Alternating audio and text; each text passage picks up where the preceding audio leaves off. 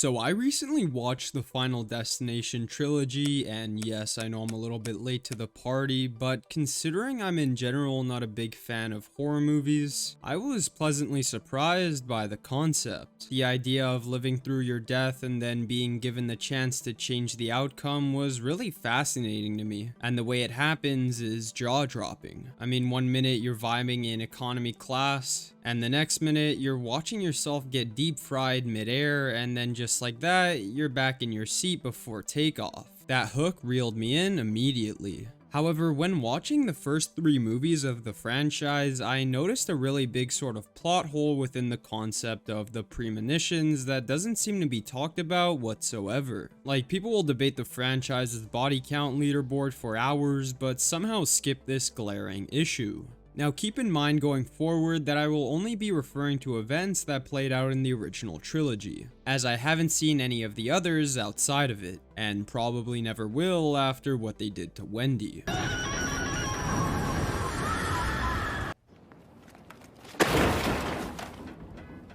Throughout these films, the villain is essentially never really physically fleshed out and rather remains a mysterious entity that can interact with the physical world without being seen whatsoever by humans. That is spooky on paper, but it also raises about 80 follow-up questions. Although it's only limited to objects and such, it cleverly plots the deaths of those who escaped it by making everything look, at least at first glance, like a normal unlucky accident. Faulty circuit wiring, loose wood logs, and roller coaster hydraulics that got seemingly cut to traumatize an entire generation and those to come. Now, where this all stems from is when an individual lives through the big catastrophic event that will take the lives of many, and then he or she is brought back to a moment right before it happened, giving them the chance to prevent their death and such. That's the core mechanic, and it rules. By changing the natural course of how the events played out and who it was going to kill, the essential antagonist, aka death, must tie up its loose ends, and hence the overall plotline of the movies is born.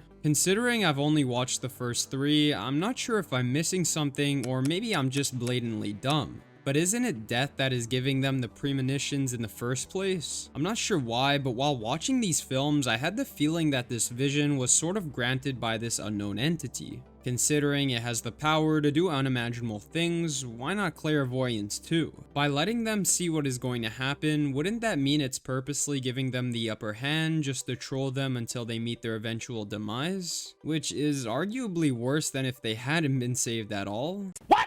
This was something just very odd to me, and the only other explainable answer is that the entity granting the premonitions is separate from death, and that we're witnessing a good versus evil comic prank war on innocent humans. Now, this sounds like I just debunked myself, right? But here's where the idea of premonitions being dumb is even more reinforced. In the third movie, after Wendy survives her supposed death, we get a couple-month time skip where she's now on the underground subway. Now, I won't completely resume what happened since I assume you guys know what I'm talking about, but in short, she sees all the people she survived death with on the very same train, giving her the vibe that something isn't right, and boy oh boy was she on the dot. The train ends up crashing horribly and everyone else is killed brutally. Like the roller coaster, Wendy is now the last one standing, and as she is hit by the oncoming train, we smash cut right back to before the event happened, deeming it as a second premonition.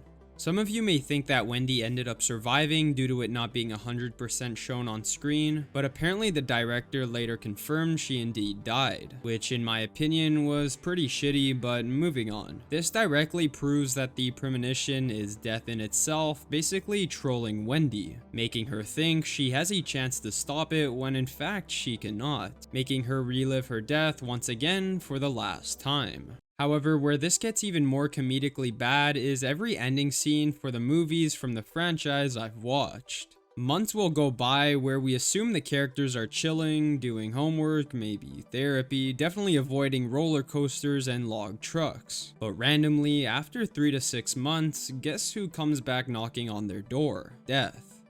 No, I heard that you were meaning to get in touch with me, but then I heard you were dead. It's almost as if the entity waited that long of a period to strike back just to give them hope and then snatch it away. And this time, arguably worse than the last. What does that have to do with anything? No. He's got a point. This is honestly crazy to think about and makes the movies more of a comedy rather than horror, which is probably why I think I fell in love with the trilogy in the first place. I myself am probably the least horror-loving fan you will ever meet. Huh? And me being able to watch these movies should tell you something. Of course, they're filled with gore and death, I know that, but the way it happens is almost too funny not to laugh. And I'm sure I'm not the only one. Maybe if I don't blink, my eyes will tear up. But at the same time, death coming back for the character after months also really upset me, especially in Wendy's case. She was personally one of my favorite protagonists out of the trilogy, and I really do believe she should have lived. Seeing her go down like that was just downright cruel. And I'm not even gonna get into how they killed off Alex from the first movie off screen to a brick. The guy who essentially debunked and fought death one by one only to die in a stupid way like that? Seriously? To me, I feel like the trilogy was trying different things each time, which isn't a bad thing at all. In the first one, they got creative by seeing reflections that tease an upcoming death. For the second one, Kimberly got vivid depictions of the events she needed to stop. And in the third, the deaths were teased by the camera Wendy had for her high school yearbook. All these help bring something different to the movies, and I really do think it was good for them to do so. It keeps the formula fresh, even if it's still a cursed smoothie of iron rods, broken glass, and existential dread. However, I really do wish there was some continuity in terms of the villain and how it functioned in order to get a better understanding of the way it proceeds with its actions. But hey, maybe I'm just nitpicking. I know what you are all probably saying right now. It's supposed to be a fun horror movie. Calm the down. And rightfully so, you guys are entirely correct. These movies at the end of the day have many more issues than this, but they shouldn't be extremely criticized because the core concept is pretty solid, and the overall goal is to get you on the edge of your seat. They're like cinematic roller coasters. If you stop mid-loop to measure structural integrity, you're kinda missing the point. Even with its headache-inducing logic loops, the mechanic lands because it weaponizes the audience's imagination. You know the deaths are coming, you just don't know how, and that tension is incredible. You find yourself eyeing every coffee mug, every wobbling ceiling fan, every loose nail like it's a potential hitman. The movies turn you into a paranoid conspiracy theorist, but one of the most plausible ideas that resolves this problem is the theory of what if death isn't actually sending the visions? What if it's the universe's built-in glitch alert, like a cosmic failure? Reality notices an upcoming mass casualty event, freaks out, and hits Ctrl-Z for a split second, booting one unlucky soul into debugging mode. Unfortunately, once the glitch is flagged, the system purges the anomaly, aka the survivors, so existence can keep running how it's supposed to. It's cold, but hey, stability is king. That would explain why the visions feel almost involuntary and why death seems just as annoyed cleaning up the survivors as we are trying to follow up its ever-shifting rulebook.